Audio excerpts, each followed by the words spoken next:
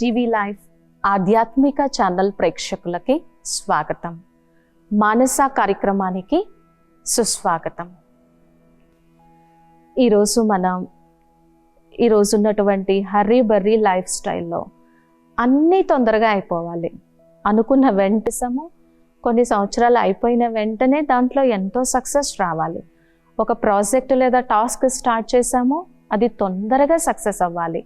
అంటే పనులన్నీ తొందరగా అయిపోవాలి, అందరూ మనం చెప్పినట్టే వినాలి అని ఈ హర్రీ బర్రీ లైఫ్ స్టైల్లో మన మైండ్ సెట్ని ఆ విధంగా సెట్ చేసుకున్నాం. కానీ కొన్ని సందర్భాలలో అన్నీ మనం అనుకున్నట్టు జరగవు కదా. సో అప్పుడు ఏమవుతుంది? సహనం కోల్పోతాం, అసహనం కలుగుతుంది. ఆ అసహనమే ఇరిటేషన్ కావచ్చు, ఫ్రస్ట్రేషన్ కావచ్చు, కోపం కావచ్చు, ఆవేశం కావచ్చు. ఓర్పు ఉండదు కదా. సో మరి ఈరోజు ఓర్పు, సహనము, క్షమ ఇవి ఎంత గొప్ప దైవీ గుణాలో. ఇటువంటి గొప్ప దైవీ గుణాలను కలిగి ఉండటం వలన మనం ఎటువంటి గొప్ప ప్రాప్తిని పొందుతామో దీన్ని భగవంతుడు ఏ విధంగా భగవద్గీతలో తెలియజేస్తున్నాడు. సైకాలజీ ప్రకారము వీటిని మనం ఎలా మనలో డెవలప్ చేసుకోగలమో అనేది ఇప్పుడు చూద్దాము. ఎందుకంటే ఓర్పు, సహనము, క్షమ, పరోపకార బుద్ధి ఇవన్నీ కూడా దైవీ గుణాల కిందికి వస్తాయి. అదొక దైవీ సంపద. మనకి మహాభారతంలో ధర్మరాజుని అజాత శత్రువుగా చెప్తారు. అందరికీ తెలిసిందే కదా. ధర్మరాజు ఎప్పుడూ ధర్మానికి కట్టుబడి ఉన్నాడనమాట. ఆయన దుర్యోధను దగ్గరికి ఎవరైనా సరే వెళ్ళేటప్పుడు, ఆ సంధి కోసం వెళ్ళేటప్పుడైనా, లేదా రాయభారం కోసం వెళ్ళేటప్పుడైనా, లేదా శ్రీకృష్ణుడంత దైవము వెళ్ళేటప్పుడైనా కానీ ధర్మరాజు ఎప్పుడూ కూడా ఓర్పు కానీ సహనం కానీ కోల్పోయి పగకి పగ పరిష్కారం, ప్రతీకారానికి ప్రతీకారం పరిష్కారము అని ఆయన ఎప్పుడూ ఒక్క సింగిల్ సెకండ్ కూడా ఆలోచించలేదు. ఆయన ఏం చెప్పేవారు అని అంటే, మనం ఎవరి దగ్గరికి వెళ్తున్నా కానీ సద్భావనతో వెళ్ళాలి. పగ, ద్వేషము, ప్రతీకారము కాదు, సహనం, ఓర్పు, క్షమ, సత్యము ఇటువంటి దైవీ గుణాలు ధారణ చేసి వెళ్తే తప్పకుండా ఆ వ్యక్తిలో పరివర్తన కలుగుతుంది అనే సంబోధించేవారు. అందుకనే ఆయన చరిత్రలో ఇప్పటికీ అజేయంగా ధర్మరాజుగా నిలబడ్డారు. అది భగవంతుని యందు ఉన్నటువంటి ప్రీతి బుద్ధికి, ఏకాగ్రమైనటువంటి నిశ్చయ బుద్ధికి కారణం. అటువంటి దైవీ గుణాలు ఎలా కలిగాయి అనంటే పరమాత్మ తోడుగా ఉన్నారు కాబట్టి. జీవితంలో ఎవరైతే ఓర్పు వహిస్తారో, సహనం వహిస్తారో, శాస్త్రం ఏం చెప్తుంది అంటే వాళ్ళు అత్యున్నతమైనటువంటి విజయాలను చూస్తారు కదా. సో ఒకసారి ఒక జ్యోతిష్యుడి దగ్గరికి ఇద్దరు రాజులు వెళ్ళారనమాట. ఆ జ్యోతిష్యుడు ఒక రాజుకి ఏం చెప్తాడు అనంటే, నువ్వు హాయిగా ఉండు, నువ్వు ఏ విధంగానైనా సరే యుద్ధంలో గెలుస్తావు అని చెప్పి చెప్తాడు అనమాట. సో ఇంకొక మహారాజుకి జ్యోతిష్యుడు ఏం చెప్తాడు అంటే, నువ్వు ఓడిపోతావు, ఇక ఆ ఓటమిని నువ్వు తట్టుకోలేవు అని చెప్పి చెప్తాడు. ఇక్కడ ఎవరైతే ఓటమి పాలవుతారు అని చెప్పారో ఆ రాజు చాలా ఓర్పుతో, చాలా సహనంతో, లోపల దయాగుణం కలిగి ఉండి, భగవంతుని యందు విశ్వాసం కలిగి ఉండి, దీన్ని నేను మార్చుకోవచ్చు, నా విధి రాతను, నా భవిష్యత్తుని నేను మార్చుకోవచ్చు. ఇక్కడ నాకు కావాల్సిందేంటి? దైవీ గుణాలు కావాలి, ఓర్పు కావాలి, సహనం కావాలి, కష్టపడేటువంటి మనస్తత్వం కావాలి. నేను దీన్ని అంగీకరించను, ఈ స్టేట్మెంట్ని నేను అంగీకరించను, నేను విజయం సాధించాలి అని అహర్నిశం ఈ దైవీ గుణాలను ఆధారంగా చేసుకొని చాలా కష్టపడతాడు, చాలా శస్త్రవిద్యలు నేర్చుకుంటాడు. ఎటువైపు నుంచి ఏ మహారాజు వచ్చి దండయాత్ర చేసినా కానీ అజేయంగా నిలబడాలి, ఎందుకంటే ఈ దైవీ గుణాలకంత శక్తి ఉంది అని పూర్తిగా నమ్ముతాడనమాట. సో చివరికి నిజంగానే యుద్ధంలో గెలుస్తాడు. ఎవరైతే రాజు నువ్వు గెలుస్తావు యుద్ధంలో, నువ్వు హాయిగా ఉండు అని ఎవరైతే చెప్పారో ఆయన ఇంకా ఏ విధమైనటువంటి పరిశ్రమ చెయ్యడు, ఏ విధమైనటువంటి కష్టపడడు, యుద్ధంలో ఓడిపోతాడు.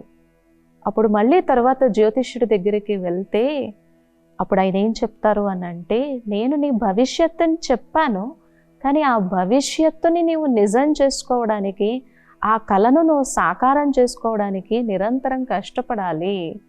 కష్టంతోనే దుర్భిక్షం దూరం అవుతుంది.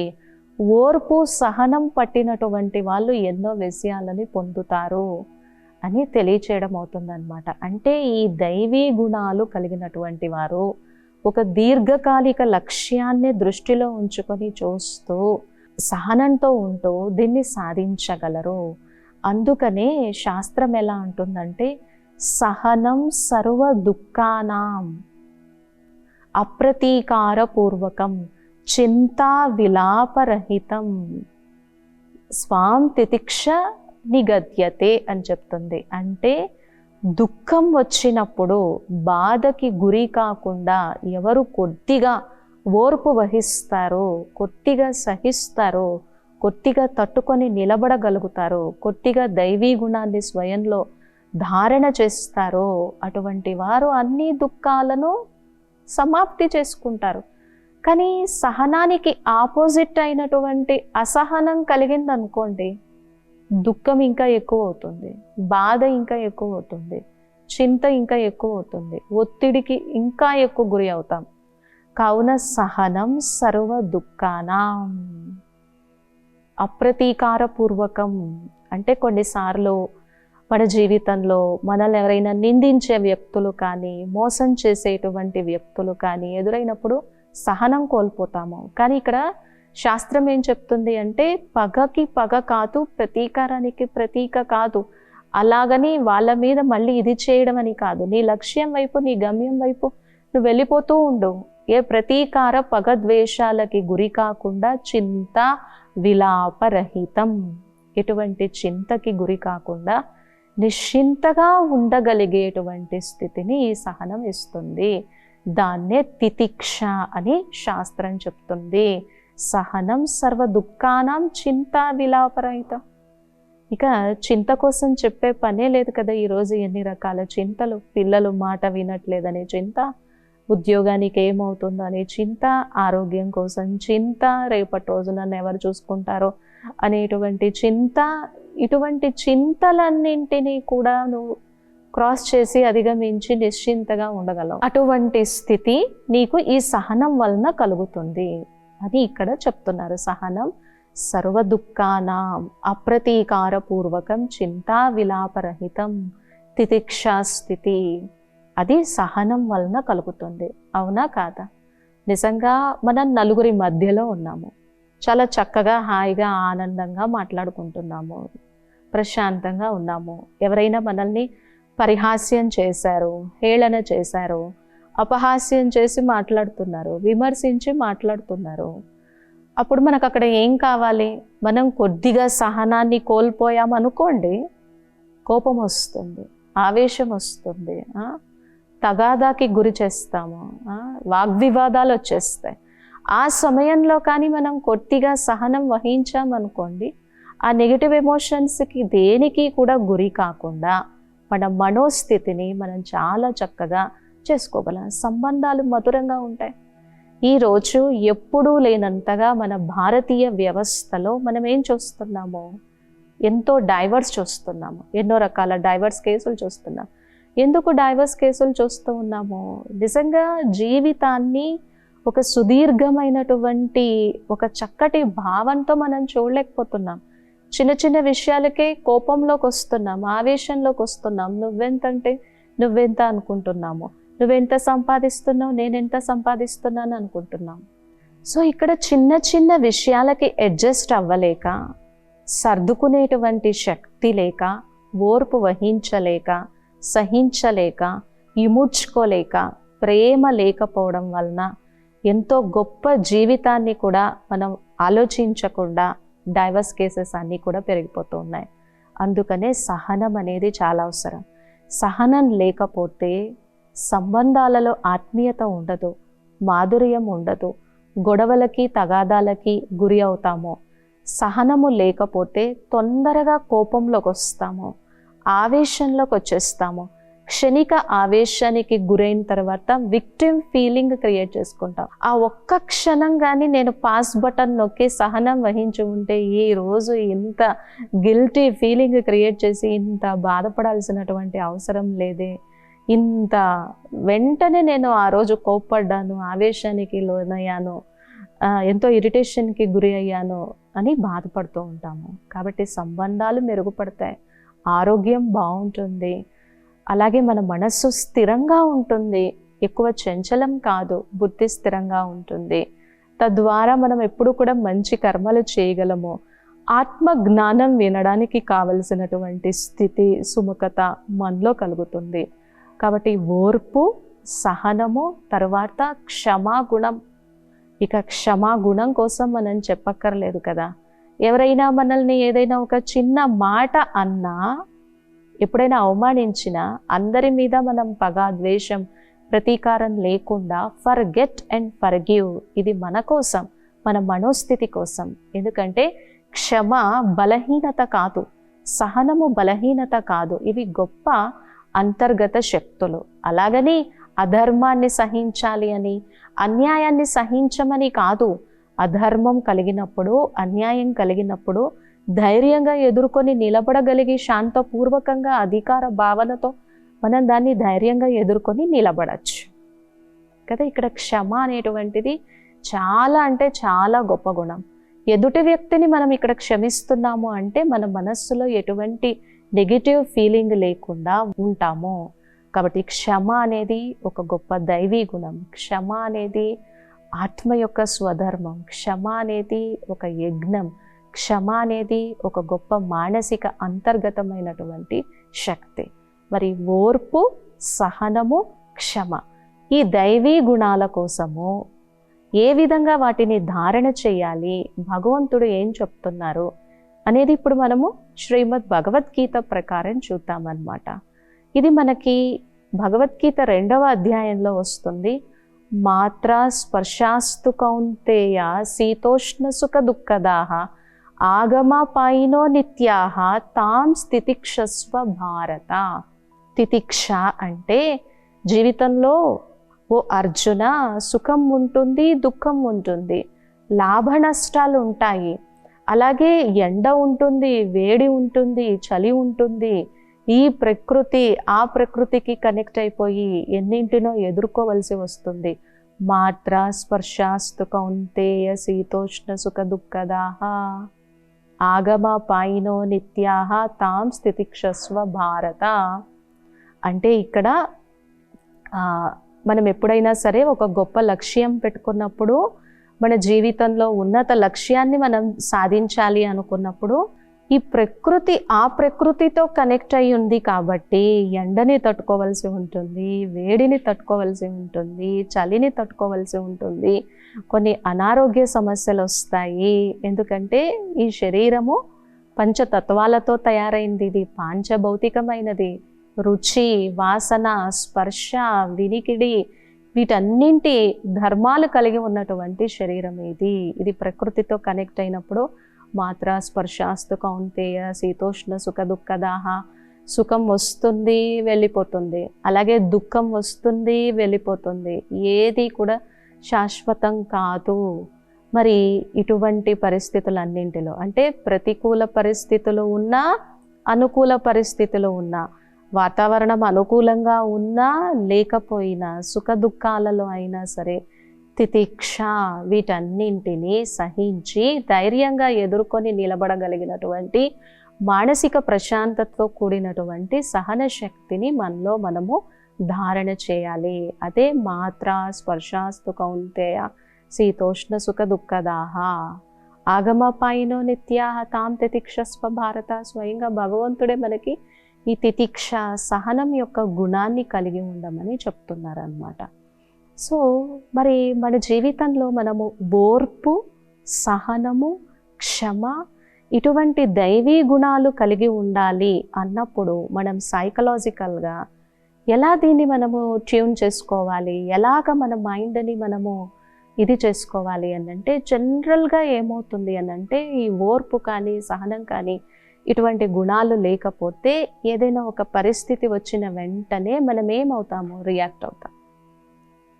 ఏదైనా సరే, ఇప్పుడు మనం ఒక బ్యాడ్ న్యూస్ విన్నాము, నెగిటివ్ న్యూస్ విన్నాము, చెడు వార్త విన్నాము, వినకూడని మాట విన్నాము, నిజంగా వెంటనే కొంతమంది అయితే వెంటనే రియాక్ట్ అయ్యేటువంటి నేచర్ ఉంటే, ఈరోజు మనం చూస్తున్నాం సడన్గా వాళ్ళకి హార్ట్ అటాక్ వచ్చింది, సడన్గా హాస్పిటల్లో అడ్మిట్ అయ్యారు, షుగర్ బీపీ ఉంది, ఇటువంటివన్నీ కూడా మనం వింటూ ఉంటాం. ఎందుకంటే వెంటనే రియాక్ట్ అయ్యాం. ఇక్కడ ఏంటంటే పరిస్థితి వచ్చినప్పుడు వెంటనే రియాక్ట్ అవ్వకుండా, వెంటనే మనం మాట్లాడకుండా, మన సహనం కోల్పోకుండా ఫస్ట్ పాస్, తర్వాత బ్రీత్, తర్వాత రెస్పాండ్. ఈ 3 గుర్తుపెట్టుకోవాలి. Pause, breathe, respond. వెంటనే మనం రెస్పాన్స్ ఇచ్చేసామనుకోండి, వెంటనే రియాక్ట్ అయిపోయామనుకో, సహనం కోల్పోతాం, కోపం ఆవేశంలోకి గురి అవుతాం. ఒకటి పాస్,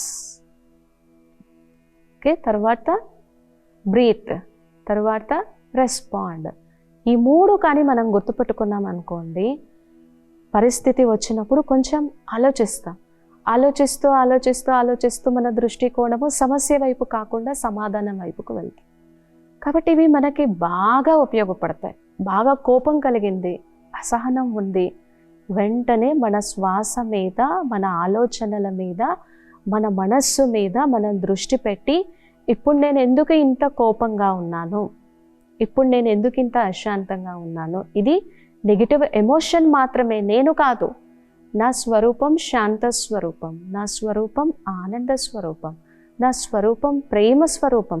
ఇది నా మనస్సులో పరిస్థితి కారణంగా వచ్చినటువంటి ఒక చిన్న నెగిటివ్ ఎమోషన్ అని ఆ ఎమోషన్కి మనం లేబులింగ్ వేసేసి, ఇది ఎమోషన్ మాత్రమే, కొంచెం నేను నా మైండ్ని ప్రశాంతపరచుకొని ట్యూన్ చేసుకుంటే ఇది వెళ్ళిపోతుంది అని ఈ విధంగా మనం ఆలోచించగలుగుతాము సహనము, శాంతి, ఓర్పు ఉన్నప్పుడు. లేదు అంటే మన మనస్సు ఎక్కువగా నెగిటివిటీని థింక్ చేస్తూ ఉంటుంది, ఎందుకు నాకే ఇలా జరిగింది అని. వర్స్ట్ కేస్లో కూడా నేను దీన్ని ధైర్యంగా ఎదుర్కొని నిలబడగలను అనేటువంటి ఆ సహనము, ఆ తితిక్ష, ఆ స్థితి మనలో కలుగుతుంది. ఎందుకంటే ఇది చాలా గొప్పదైనటువంటి దైవీ గుణం అన్నమాట. ఎవరు వాళ్ళ జీవితంలో సహించారో, ఒడిదుడుకులు ఎదుర్కొని నిలబడ్డారో, వాళ్ళు చరిత్రను తిరగరాసి దైవంగా నిలిచారు, అనేక మందికి ఆదర్శంగా నిలిచారు. అందుకనే మనకి శ్రీమద్ రామాయణంలో కూడా ఎలా చూపిస్తారు, నిజంగా దైవమైనటువంటి శ్రీరాముల వారు ఎన్నో కష్టాలని, ఒడిదుడుకుల్ని, ఆ ప్రతికూల పరిస్థితుల్ని అన్నింటినీ కూడా ఎదుర్కొని ఓర్పు వహించి, సహనం కలిగి ఉండి, క్షమాగుణాన్ని కలిగి ఉండి, ఎంతో ఆ దైవీ గుణాల సంపదతో పూజనీయంగా నిలిచారు. కావున ఈ ఓర్పు, సహనము, క్షమ ఇటువంటివి లేకపోతే మన జీవితంలో మనం ఎన్నో అనర్థాలకి గురి అవుతాం, ఎన్నో కష్ట నష్టాలని మనం గురి చేసుకుంటాము. ఎప్పుడైతే మనం ఇటువంటివన్నీ కూడా విన్నామో అప్పుడు ఎలాంటి స్థితి కలుగుతుంది అని అంటే, పరమాత్మ మనకి ఈ విధంగా తెలియజేస్తూ ఉన్నారు. సహనం ఎప్పుడైతే కలిగి ఉంటామో, కోపం పైన, ఆవేశం పైన మనకి సెల్ఫ్ కంట్రోల్, మాస్టరీ ఉంటుంది. అది భగవంతుడు ఎలా తెలియజేస్తున్నారు ఆ ఎమోషనల్ మాస్టరీ కోసం. క్రోధాత్ భవతి సమ్మోహః, సమ్మోహాత్ స్మృతి విభ్రమః, స్మృతి భ్రంశాత్ బుద్ధినాశః.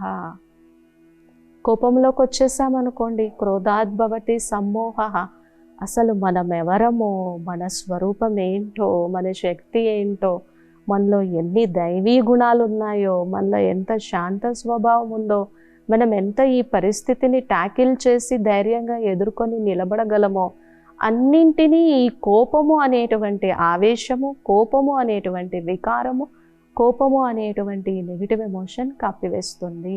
క్రోధాత్ భవతి సమ్మోహః, సమ్మోహాత్ స్మృతి విభ్రమః. అప్పుడు మనమెవరో మనకి గుర్తుండదు, మెమరీ లాస్ ఉంటుంది. మన కాన్షియస్నెస్ని, మన స్వరూపాన్ని మనం మర్చిపోతాము. స్మృతి భ్రంశాత్ బుద్ధినాశః.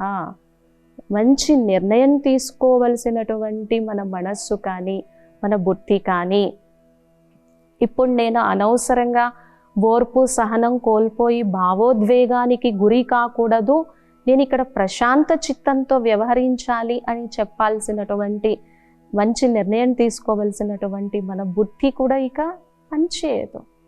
సో క్రోధం కారణంగా ఇన్ని అనర్థాలు. ఈరోజు అందరికీ తెలిసిందే కదా, కోపం కారణంగా బీపీ పెరిగిపోతూ ఉంది, కోపం కారణంగా హార్ట్ అటాక్స్ వస్తూ ఉన్నాయి, కోపం కారణంగా మనం మంచి మంచి కంపెనీలో సీఈఓగా ఉండాలి అన్న ఆ ఎమోషనల్ ఇంటెలిజెన్స్ లేకపోతే మనం దాన్ని సరిగ్గా మేనేజ్ చేయలేము, లో సెల్ఫ్ ఎస్టీమ్ ఉంది, ఇటువంటివన్నీ కలుగుతూ ఉంటాయి. కాబట్టి పరమాత్మ మనకి ఎలా తెలియజేస్తున్నారు? ఓర్పు, సహనము, క్షమ, ఇటువంటి దైవీ గుణాలను మనం ఎంతగా కలిగి ఉంటామో, ఎంతగా మనం మన జీవితంలో ధారణ చేస్తామో, అంతగా మన జీవితంలో మనం ఉన్నతోన్నతమైనటువంటి స్థితికి వెళ్ళగలం.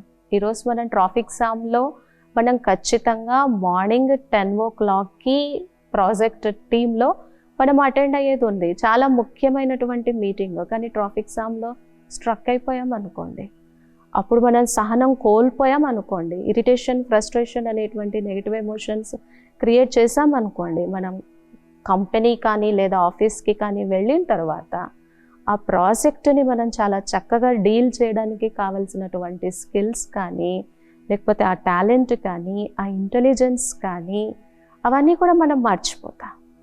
సో అప్పుడు ఏమవుతుంది, మన ఎమోషన్స్ మీద మనకు ఒక సెల్ఫ్ కంట్రోల్ ఉండదు.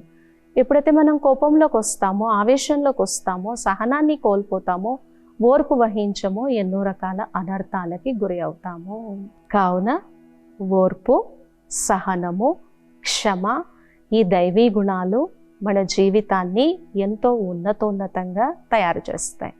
మన జీవితంలో మనం ఏదైనా ఒక గొప్ప లక్ష్యాన్ని పెట్టుకున్నప్పుడు ఆ లక్ష్య సాధనలో ఎటువంటి ఒడిదుడుకులు ఎదుర్కోవలసి వచ్చినా, ఎటువంటి ప్రతికూలతను కానీ నెగిటివిటీని కానీ ఎదుర్కొని నిలబడవలసి వచ్చినా, ఎవరైనా మనల్ని నిందించినా, అపహాస్యం చేసినా, అనుకోనటువంటి పరిస్థితులు వచ్చినా మనం డిసప్పాయింట్మెంట్కి కానీ, నిరాశ నిస్పృహకి కానీ గురి కాకుండా మన లక్ష్యం వైపే మనం దృష్టి పెట్టి దాన్ని సాధించాలి అంటే మన జీవితంలో ఈ దైవీ గుణాలు, దైవీ సంపద అయినటువంటి ఓర్పు, సహనము, ఇవన్నీ చాలా ఉపయోగపడతాయి. తద్వారా ఈ దుఃఖాలన్నింటినీ కూడా సమాప్తి చేయగలిగినటువంటి ధైర్యము, ఆ తెలివి, వివేకము మనలో జాగృతి అవుతాయి.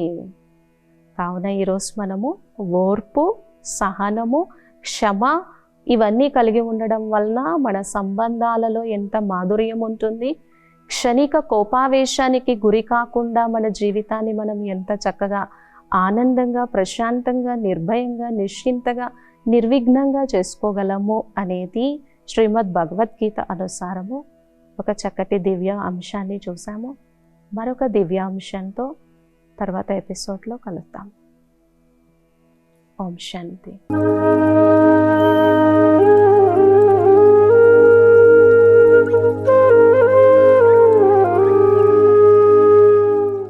ఈ కార్యక్రమాన్ని తిరిగి చూడాలనుకుంటే www.youtube.com/@ETV Life Spiritual లో చూడవచ్చు.